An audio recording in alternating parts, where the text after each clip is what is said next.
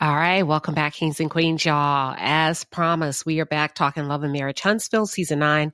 I am going to divide this review and this recap up into 2 episodes. We're going to review Season 9, Episodes 9, and then I am going to shift into Episode 10, as promised. Now, here's the thing.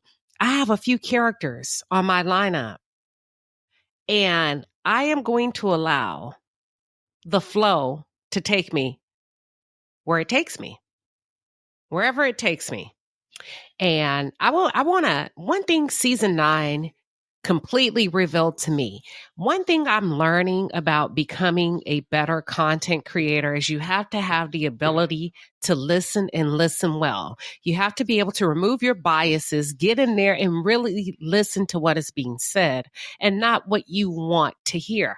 Completely 2 different things, right? One thing Episode 9 has shown me based on the words of Latricia or Trish. Listen, it is very clear what she said. She says Martel and Melody were not separated when he and Trish were sleeping together. Now, we're saying sleeping together because, Trish has done the funky 2-step around that. What she said is either the ink wasn't dry or the ink wasn't even on the paper. I caught that because, girl, every time you tell this story, it is something completely different. And we know you're prone to not give the truth. So I am of the belief, based on what you said in this past 2 episodes, y'all, Martel and Melody were not separated. She said the ink wasn't on the paper. Let's talk about it. For those of you who are tuned in, or if you're new to the channel, welcome to the palace. I am Queen Sheba. I cover a variety of hot topics specific to reality television, but most importantly, I hone in on the psychological and the behavioral traits of the Black experience. Now, I just may breeze through this first part because, like I said, it's about Episode 9. Real quick, I want to say this. Ken and Trish, you are headed nowhere fast. You are headed nowhere fast. Stop bashing that man on a show that you were intending on finessing him. You see what I'm saying? It's turned into bashing because he won't let you finesse him. He won't sit back and relax while you tear him apart. So now you're just bulldozing your way. You was going to do it anyway. You was going to do it anyway. You just tried to make it look pretty. You tried to make it look clean. But at the same time, both of you were very deceptive with your intents for him coming on the show. So let it go, because it's the more you say, it makes both of you look very questionable, very odd couple, very strange fruit. And it's actually causing me to focus more on Ken and question all of it, Ken, I see you. So that's what I'm saying. Go ahead and get it together. Leave that man alone. Focus on your placebo love. And therefore we won't see who's truly the love of your life with pierced biceps. Who pierces, y'all, you know what? Y'all mean to tell me y'all didn't see that? Who pierces their biceps with diamonds? Is that not a piece of strange fruit to you? Ken, I'm telling you, the more you talk, the more we become interested in you. The more we dig, the more we see, the more we notice. You can fool Trish, but you can't fool me. Let me move on. Maurice came over to Martell's house. Listen to me very closely, okay? If you don't do anything else, pull up a seat. Listen, Maurice brought his behind over to Martell's house to play the part of Brother Teresa. You know what? Brother Teresa, not Mother Teresa, Brother Teresa. And he walked Martell Holt in a very manipulative, emotional way. Okay? In a very, in a very emotional. It was a very manipulative ploy. And if you don't pay attention, it will go over your head, y'all. There are some people that are schooled and well-versed in manipulation, gaslighting, that it will go over your head. And the first thing he wanted to know when he sat down with Martel is he asked him, are we done? Is it all out? Do you understand what that means? Do you understand the importance of that question? Are you done outing us? Is there any more? Give me a heads up. Are you done? So that we can come to know what to expect. Now, he appears to be friendly, but what he's needing to do, he's there as a spokesperson for the Scotts so that he can go back and let the rest of the tribe know, probably the men. This ain't even got nothing to do with the women. That's why I'm laughing at Ariane when you said he protected me. Girl, this ain't got shit to do with you or any of those other women. Because have you noticed, and I'm going to get back to Maurice, have you noticed Marceau has not come out to defend his wife against anything that Martel has said about her, any jokes that he's made? You will get your ass handed to you in different states, towns, and cities, depending on where you at, playing with people's wives, aunties, sisters, grandmas, nieces. Marceau has not said one word as it relates to defending Letitia Scott from the jaws in the belly of Martell Holt. What kind of man doesn't say anything? And I know he's going to come out and say, that's just our strategy. You just kind of let bygones be bygones. No, when a nigga go low on your wife, you come out swinging. But I just wanted to bring that to y'all's attention to validate my argument that what's going on with these men have absolutely nothing to do with the women. And when I say nothing to do with the women, they don't give a damn, y'all. These men have become desensitized to these women. They don't give a damn. A man can be with you for years upon years upon years and never feel a thing. Never feel a thing. Do you understand what I'm saying? So Maurice wants to know so that he can take back to the crew. And when I say the crew, I mean the guys. Hey guys, I think we're done. I think you're safe, Chris Fletcher. Marceau, I don't think you're going to talk about that other thing you did. Shit, I think I'm safe. I think that may be the end of this road. I did the best that I can. So they sent him as a spokesperson and he wanted to know, is it all out? He slid in. Watch this. He slid in the excuse that Marceau and Martel haven't been right since Scott dissolved or since Scott, they ended their relationship with Scott. Nah, bro, not so fast. Y'all were running hoes, all of yous. and what you're trying to do, Maurice, is you're trying to divert the attention from the real deal. It ain't got nothing to do with Scott. The fallout is the fallout that we are seeing. You not only is Maurice attempting to manipulate Martel, he's also attempting to sway the votes, redirect and divert the attention of the viewing audience to get us to go elsewhere visually, to get us to go elsewhere emotionally, to get us to see that Martell Holt is a loose cannon and he's upset because he lost financially with Scope. It is what it is. The fallout is the fallout. And it's about hoes. That's it. That's all. I ain't going nowhere. I done pulled up my seat. I done bought my ticket. Let's go. Okay? It sounds good. It sounds reasonable, but you got to be quicker than that. Because I see where you're trying to go with this, but not today, Satan. Not today.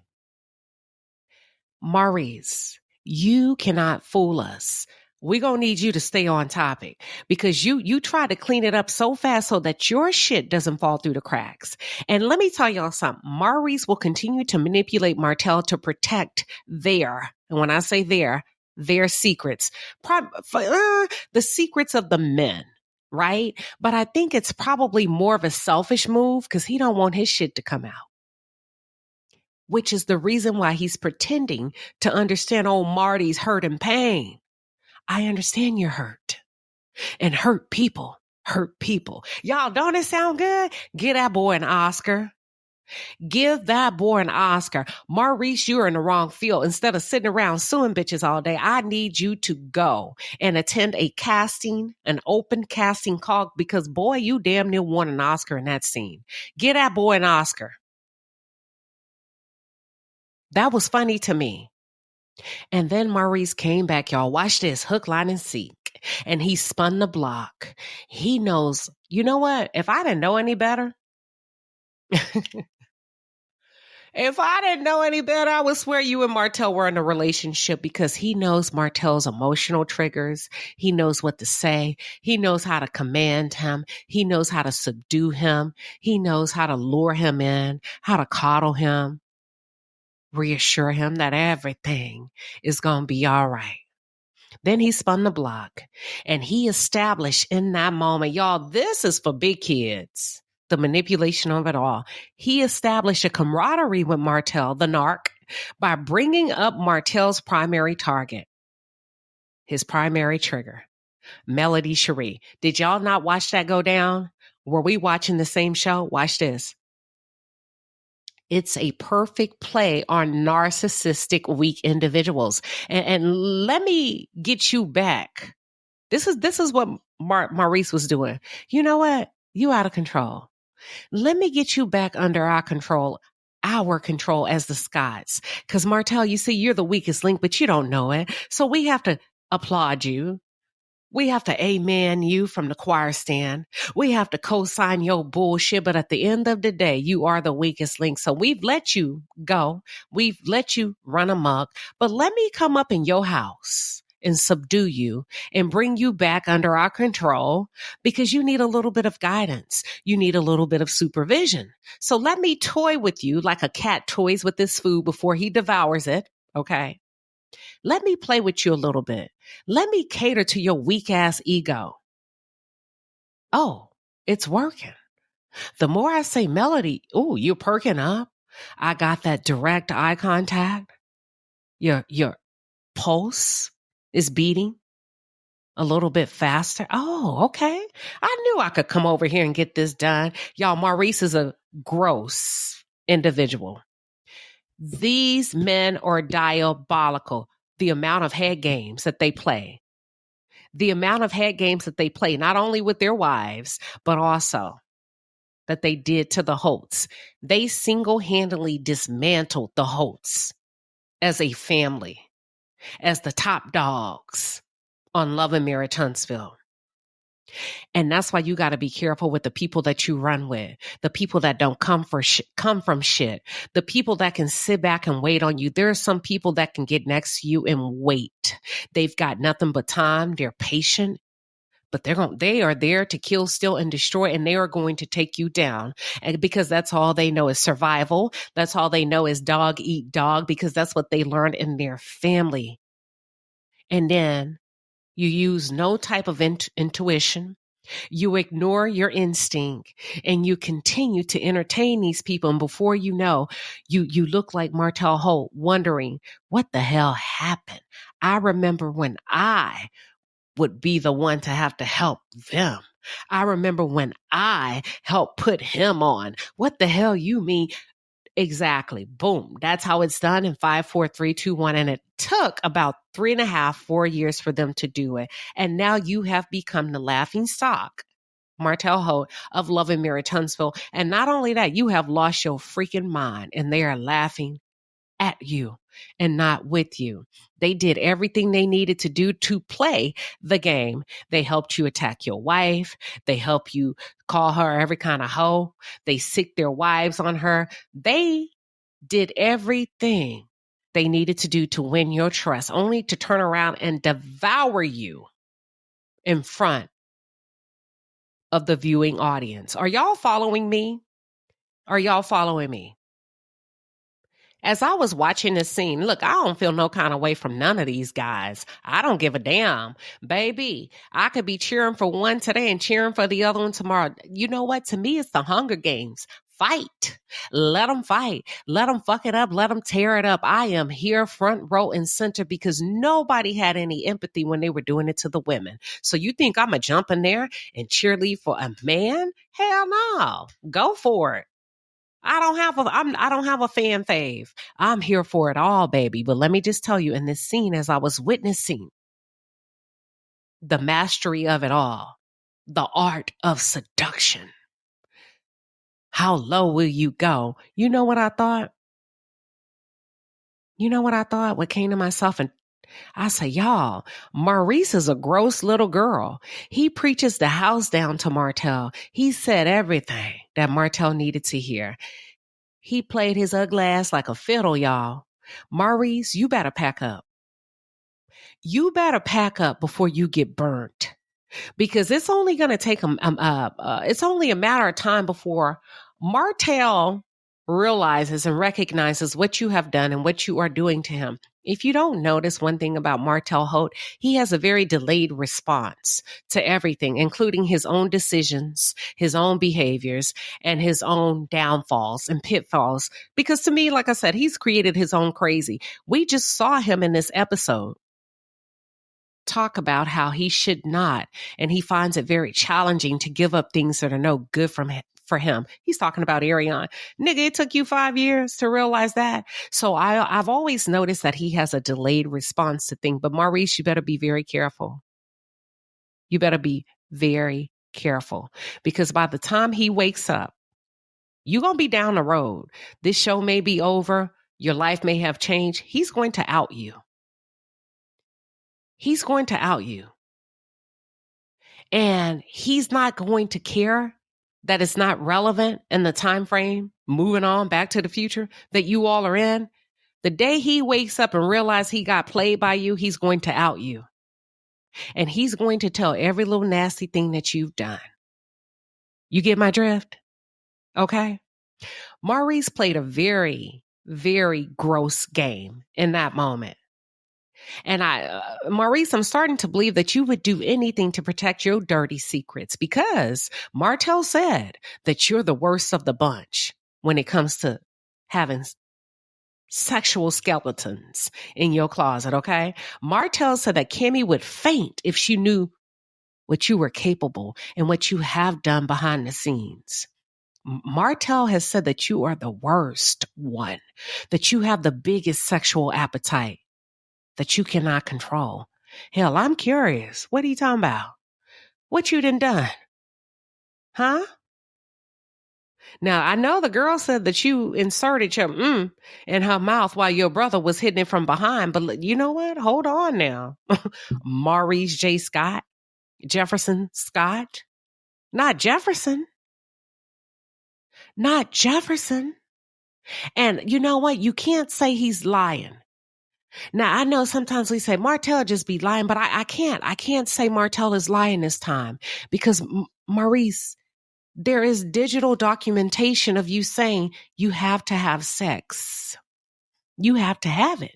And as a matter of fact, you cannot go without it. It's almost like air.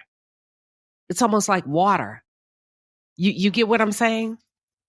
And you need it so much that even if your wife is on a dying deathbed, you have to satisfy your sexual urges over prioritizing her health. That's why I believe him.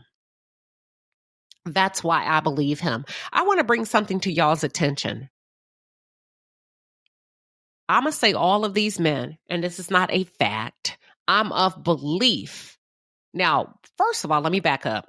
All of us, according to research, scientific data, personality traits, all of us have a little bit of narcissistic tendencies and characteristics. They say you have to, otherwise you don't survive, right? You have to have a little bit of aura and an air about yourself. But then you start to kind of divvy off into the specified realm where it becomes a personality disorder. And then they classify you based on your behavior. I am of the belief that the Eminem boys, Maurice, Marcel, what's his name? Martel, all of them. What's the other one name? Mark, Micah, all of them. I am of the belief are narcissists.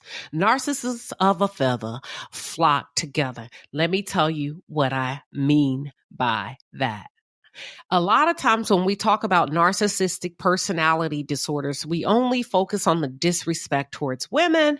We don't focus on other character traits like the financial impulsiveness of it all, the financial irresponsibility of it all. What does that mean, Queen Sheba? If you think about each and every one of them and what they've done and the financial abuse that they've committed against each and every one of their spouses, you would understand why I am inclined to believe that all of them are narcissists. Maybe not as malignant as Martel, but they definitely have character traits that are more definitive, more defined than the average person.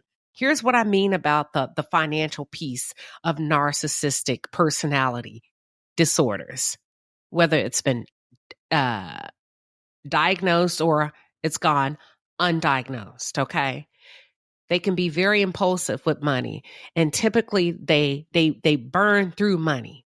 They burn through money, which causes a very negative impact on their lives. So initially, when Melody got back with them under the guise of possibly bringing the combat group together, she decided not to do it because of their financial state. All of the men, go back, season 1, wanted the women to put their names and their lives on the line for the financial responsibility and the legalities of signing for multi-million dollars in loans.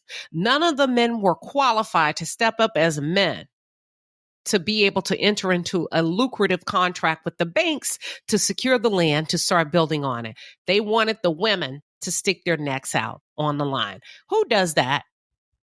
What man do you know? I'm talking, look, and maybe some of you don't know. Maybe some of you don't know that caliber of a man. But a man that's a man don't want no woman. I don't give a damn what your personal relationships have been. He probably took advantage of you. A man that's a man don't want a woman on the hook for millions and millions of dollars for a construction bid. Okay? Now, let's dissect this individually. We'll start with you, Jefferson. Have you noticed what Jefferson has done to his wife financially? The first thing was, and I can't take credit for this, I was talking about this with a friend today. See, I jumped to the nursing thing, but she said, you missed the house. The first thing was he got her to add him to one of the biggest financial achievements of her life. He got her, Kimmy, to put his name on a deed. That's the first thing. The second thing is he got her, he managed to convince her to walk away from a very lucrative career. Kimmy was not just a nurse. Kimmy was a nursing director. If you understand the achievement, the level of achievement and how important that is for a Black woman in healthcare, bravo, round of applause.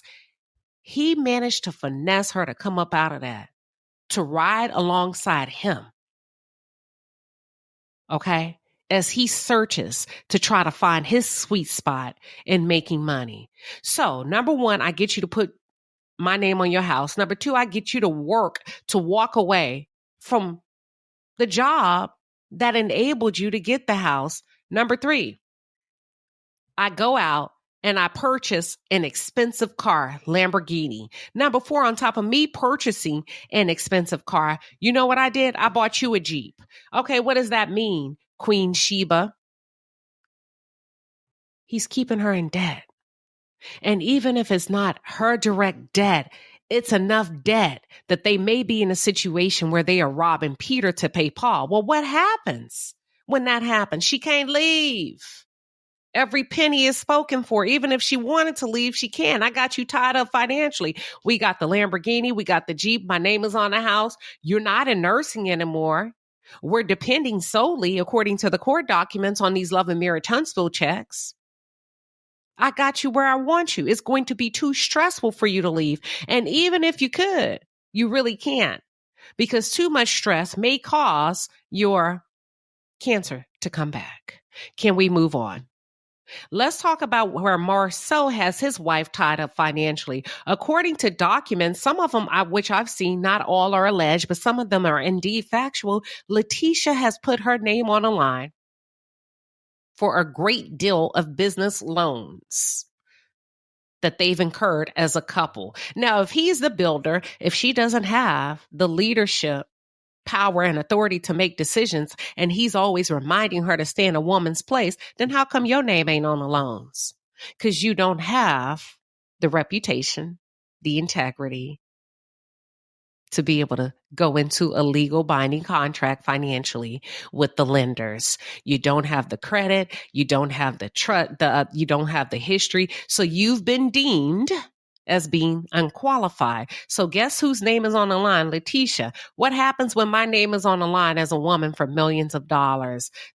And I have a man that doesn't honor me as a wife. I have a man that's non-participatory in his children's life, don't even know when senior pictures are coming up. What happens when he gets to stay out at all hours of the night? And even if I wanted to leave, I can't. And even if I'm making money on Love and Marriage Huntsville, I can't. And even if I want to start a new podcast, I can't. And even if I have a partnership with Rich Wives, I can't. And even though I'm trying to roll out a business with my little girl shampoo, I can't, because I am so underwater when it comes to debt, that the money that comes in is simply not enough for me to be able to get my money up to get up out of this toxic ass relationship.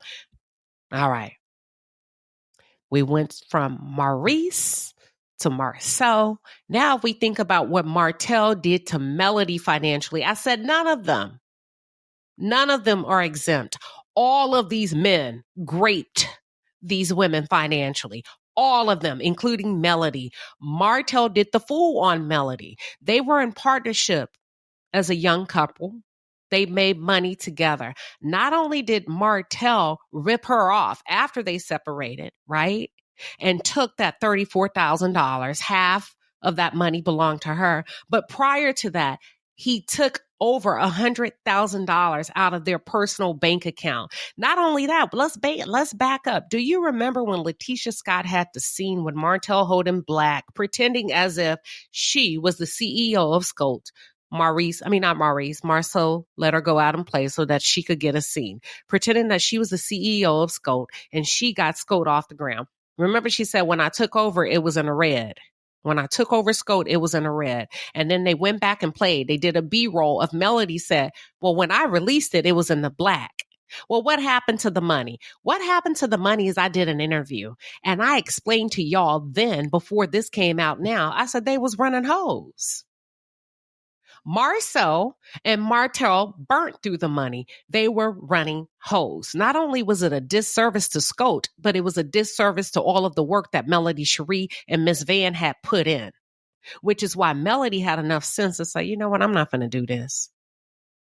And when they said, and they tried to get cute with Melody, where did the money go? She said, ask Martel. She said, ask Martel. And I'm pretty sure if she could have, she would have said, ask Marcel. But at that point, Letitia was so big on ruining my marriage that, you can't tell nobody nothing if they not open to hear it. Marcel, I am of the belief, strong belief, and Martell Holt ran through that money, running hoes. Yeah. Hold on. Wait a minute. Because what was my question? I said, if you are that sexually active as married men, with that many women, what are you on? What are you on when y'all are doing what? Gymnastics, flipping over couches, hotel room, buying flights, doing this, doing that, buying cars. They burning through money, y'all. They're burning through money. And not only did they burn through money, Martel was really irresponsible with the money while in his marriage. Not only when he was just as it relates to bills, because you remember he filed bankruptcy, but as it related to that mistress. He set her up in her own little Ponderosa, honey. She had her own little car. She was getting her hair did. He was in hell. Y'all don't remember all of that? Helicopter rides, taking trips. Go back and listen.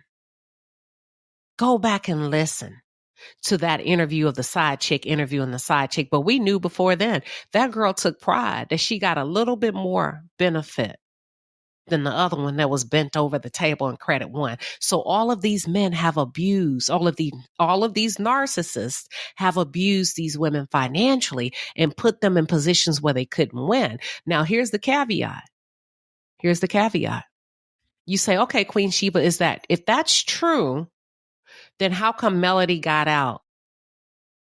The prayers of the righteous availeth much. Miss Van has been praying for Melody since she came out the womb. The prayers of the righteous availeth much. Because Melody was hard-headed when she chose to go up against her mother's wisdom by marrying Martel. And you seen the devastation that came from Melody's disobedience. Let's talk about it. From Melody's disobedience. Sometimes there are people that know better than you. And even though you're the one that have to be in it, if you are open to wise counsel, you don't even got to go through it. Everybody ain't hating on you when they say, hey, what you doing? Why you do that? You ain't got to do this and this and that.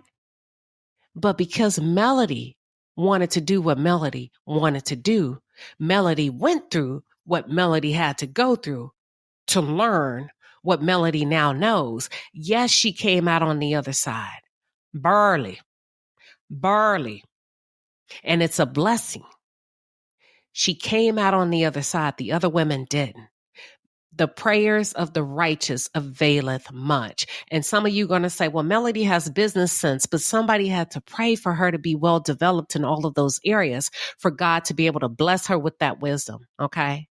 So it wasn't leaving a marriage that saved Melody. It's what happened is after she left the marriage, when her mother, and Ms. Van said that she sold some land and she gave the land she gave the proceeds from the sale of the land to Melody as a gift. And Melody then flipped the money and came and brought 7th Avenue Beauty to fruition. You got it? So you can't say, oh, because Melody was going to go into business with Martel for the first skincare line. I can't remember what they call it before she changed it to 7th Avenue, and she was going to give him 15%. You get what I'm saying? Melody at that point was still pouring new wine into old wineskins because she still had the mindset of taking care of Martel. Oh, I think I'm going way too deep. Let me back myself up, hell. But the point I'm trying to make is she was able to escape it by the hair of her chinny chin chin, and the other women weren't. I just use that as an example to show you of how deep the abuse goes. Abuse is not necessarily physical. It can also be spiritual, mentally, emotionally, and financially, how people can keep you trapped. Let's take a 30-second break and then come back to part 2. All right. I want to jump into season 9, episode 10 really quick. Now, let's get to the point. Y'all, I'm just jumping in really quickly so we can wrap this up. I believe in my heart of heart, Nell knows that Chris isn't being forthcoming. Not only does Nell recognize it in that moment, everybody knows it. All of the men know. Even Ken knows. Now, Ken, I just may have to dedicate a segment specific to you because I have a lot to share regarding you. And at first you started off as one of my favorite. I like how you played the background. I like how you came forth when you needed to, not because you want to. You're doing way too much now, and it has made you the focal point of attention, and not in a good way. But also all of the men know that Chris was not being forthcoming, and not only Chris, but Trish. Let me say something. They not cousins. If y'all believe that bullshit, then it is whatever. But let me tell you something about Trish. I told y'all a long time ago, I said, Trish is the kind of woman where you fuck around and you find out. You make fun of her because you say, oh, she's this and she's that. She's not cute and her body has too many muscles. Shit.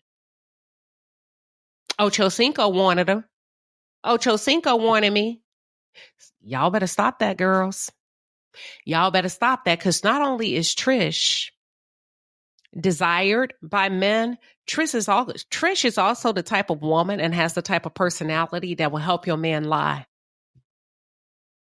She will deny Jesus thrice, 3 times, deny ever knowing him, even say he's her cousin if she has to. That's the kind of girl you're dealing with. You'll F around and find out.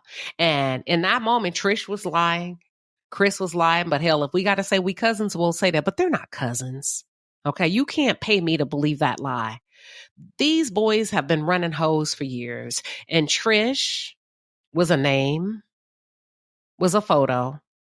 Trish was one of the ones that Fletcher threw out for the lineup. I don't think Trish is Fletcher's type, but hey, he threw her out to Martel. That's it. That's all. While he was married to Melody, while Trish was married to Marquez and seeing Ken, and while Fletcher was married. Do you see the infidelity of it all, the low morality of it all? I'm just saying. Now, according to the streets, and Huntsville is talking, baby, they're saying that these men allegedly are picking or have picked women out for each other. And they've also run trains on some of these women together. Now, the girl told you that. The girl told you that in the interview, okay? The girl told you that in the interview that Ariane them did. Now, some end up in trains depending on their moral caliber. Some women get a one-on-one. Some women get a one-on-one, like Trish and Martel. Some of them get trains ran on them. And then some of them start off on a choo-choo train and they get let off. The conductor actually opens the door and invites them up to a priority seat, like Martell Holt did for Ariane. Now, before I come to you, Nell, and some of these women are actually handoffs, like a 4x1 relay. I had her. I'm done with her. Now you can have her. And Ariane has fit in every bucket and all of those categories, allegedly, according to the streets. Martel was the last handoff. See, they had her. And then they handed her to him like a baton. Actually, he stole the baton because they didn't even know he was having one-on-one time with her. Because he stopped bringing her around the Scott boys because she was classified as a hoe, a shareable hoe. Y'all get what I'm saying? Which is why she ran down to that police station when Marcel reminded her to stay in the hoe's place. Y'all, please forgive me, because she got out of place. She got out of line. And she, you know what? I already covered that. Let me move. Now. All I'm going to say is I am going to sit back and I'm going to be watching how this plays out. Okay? Let's move on to Maurice and Melody. I'm going to say this. I don't like Maurice and Melody on camera together. It gives me a really bad feeling. It gives me a very uncomfortable feeling. I think he has a great underlying rage for Melody. I think he contains it well, but he does not like you at all. So the dislike works both ways. I know people in the comments say Melody don't like them. I don't think he likes her either at all. And I don't like them on camera together. I sense a deeper disdain Maurice may have for Melody. And as a matter of fact, I don't really too much like Carlos. You know what? I don't like the fact that Carlos is attempting to really push some of the men as the stars of the show. We don't care about those damn men. You keep putting men in situations with women, and Carlos, to me, I'm like, Carlos is heavily male identified. And that's a problem to me as a production person. Because in one realm, you claim that you love women, you advocate for women, but you really have no censor, you have no filter, you have no empathy and understanding when it comes to women. Where to stop, where is too much, the danger zone. And you keep placing women in positions with men that could be detrimental to a woman, like you did with Tiffany. And you try to put that bullshit on the millimeters and say Tiffany left the show because of the millimeters, but you allowed your men to gang up on Tiffany and ambush her while she was pregnant. You did not tell her she was going to be ambushed. What if she would have lost her baby because of you? Let's talk about that. Let's talk about your responsibility and your accountability and the demise of the show. Could that be the reason Tiffany left? But she just wanted to keep it cute, sophisticated, and professional just in case she decides to come back. Have you ever thought about the breakdown she had regarding how Marcel and Martel treated her, that you gave the green light on for it to leave the cutting room floor, that you and your production team set up, that many and many women have said you have placed them in very unsafe positions, and she was very obviously pregnant in that scene. What about that? Let me back up. Carlos, that's all you. You like the boys. You enjoy the boys. And you like the boys so that you can bring them and interview them on your show to talk about your sex life, their sex life, to see who would take the bait so that you can identify who is willing to do what. And I'm going to just tell you this, based on the Fox Sports News sexual harassment case that's out, you may want to tread lightly when it comes to how you show up as a boss, because people are getting hit with lawsuits. Shit, we ain't even into 2 weeks. We're in the first 7 days of 2025. So I hope that's an example for you that you really need to chill when it comes to that. I really do. Maurice, oh, y'all, the audacity of it all. Maurice was trying to shame Melody.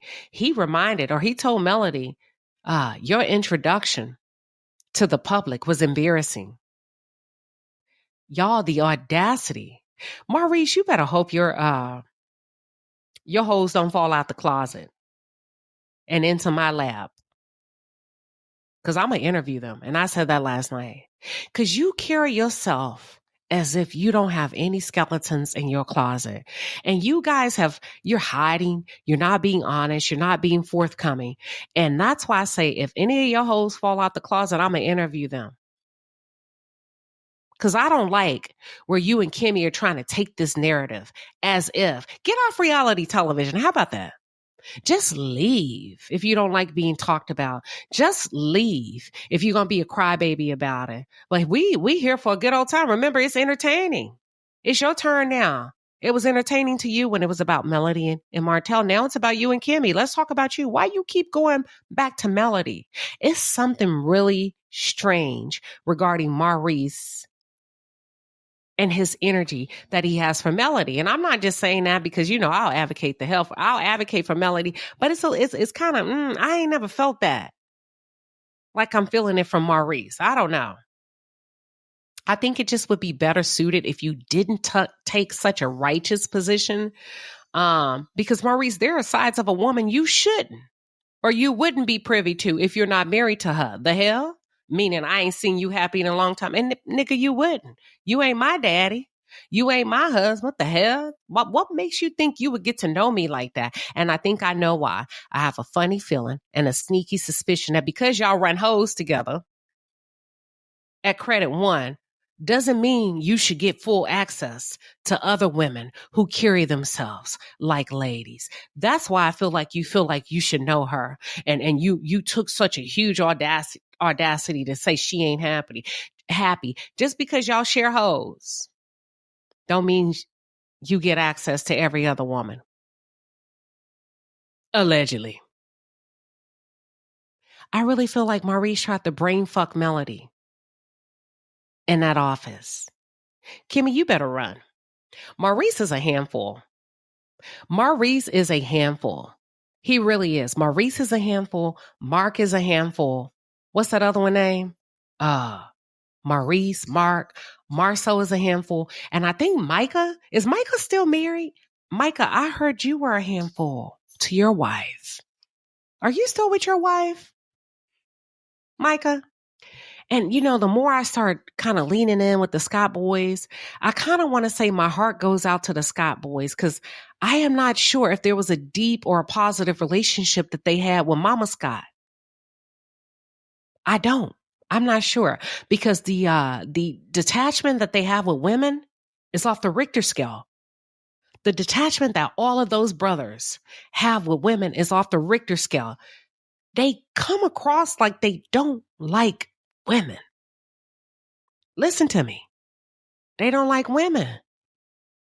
And I feel like they'll use women to procreate, to climax, to cook and clean, but they don't seem to have a deep, visible respect for women that can be pinpointed and say, that on that day, they showed a deep respect for women. Not anything that can be pinpointed. And you never hear them truly reference their mothers, let alone their wives. Let alone their wives. We're almost done. I want to skip to the scene with the men. I didn't like the scene with the men real quick. I didn't. It got to a point where I almost cringed. The scene with the men, it was Marcel, Marquez, and Chris. And Marcel was really driving home the point that you created your own crazy. It's your fault that Ken is in the household, and it's your fault that little girl is sitting on Ken's lap. That was out of line to me. That was out of line. Don't talk about that little girl being on Ken's big heavy ass lap, because technically that little girl shouldn't be on no man's lap but her daddy's lap, her father's lap. And the fact that you would use that as an example, I don't care if you're trying to prove a point to Marquez or not. Ken is not her father. He just pulled up. That little girl should not be on his lap like that. So why would you use that as a dig to Marquez? If you want to be holy, righteous, and husband of the year, you should be saying the same shit to Ken and say, listen, I know you with Trish, but don't you think there should be healthier boundaries between you and that little girl? I didn't like that. Okay? Let's talk about this shit. If Trish brought Ken in that house a year after Marquez left and her daughter ended up on Ken's lap, come on. Hell no. I really want y'all to be listening to them as they talk. Hell no. If Trish brought Ken in that house, I understand the get back and get my lick back between adults. I get it, y'all. I don't care about the adults. They're consenting. Okay, you left me for a year. I got my get back. I'm outside. I'm doing this. I'm doing that. Keep it outside. Don't bring it inside.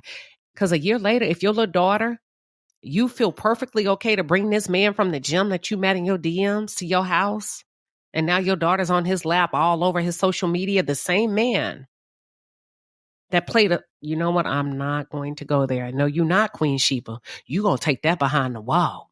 Okay. The boundaries are just way off, in my opinion. And just because a woman can, men that are listening, just because a woman gives you a full access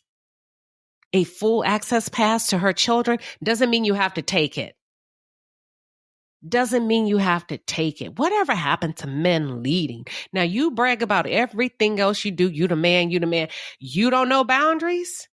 You don't know to say, you know what, actually, like, you remember how Bernie Mac did when they tried to put them kids on his lap? He said, we're not doing that. You don't know how to say, we can sit here. I can still have somewhat of a father figure relationship with her without her having to be on my lap and me only being in this house a year. I understand it's innocent to us as a family, but let's go ahead and, because it's the aesthetics of it all. You know what? Never mind. Y'all are tripping.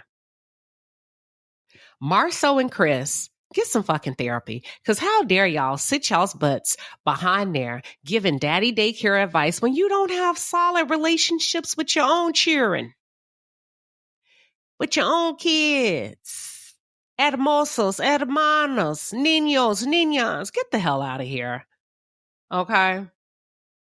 Get the hell out of here. I want to slide into Miss Nell. Miss Nell and Mel had a scene in the bridal thing. Miss Nell, I really hope Miss Nell deeply considers therapy for 2025. And I know no shade. I sense a heaviness from you. A heaviness. I'm not no therapist, but I just sense a heaviness from you. And I really hope that you're able to talk to somebody. But Mel and Miss Nell had a bridal scene. A scene in the bridal store. And I almost fell for it. And you had me, Miss Nell. I was there. I understood everything you were saying. I met you where you were emotionally. I understood your side. But,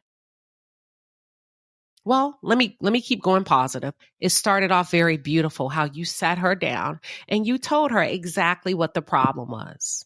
Hey, ain't no wrong with that. That's what grown women do. I was following you. I can appreciate two women having a heart to heart. I thought it was beautiful. I really could. However, this is where you lost me. I followed you all the way up into the part, and then my brain clicked in and my independent thinking took over, as it always does. And I said, if all of this is true, why did you wait till the cameras were rolling? I can understand the need to wait and process a week, 2 weeks, 3 weeks, 4 weeks, 5 weeks. Why did it have to be on camera? If that's truly how you felt, and if y'all are real friends, we can't talk about this, before it's time to shoot and film? Y'all get a 6-month break. It took you 6 months and then you thought the perfect time would be on camera? Is there a reason you didn't pick up the phone? Is there a reason